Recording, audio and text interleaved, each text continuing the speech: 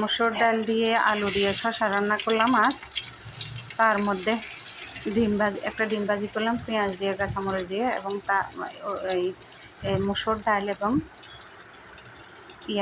আলু দিয়ে যেটা রান্না করছি ওইটার মধ্যে দিয়ে দিয়েছি।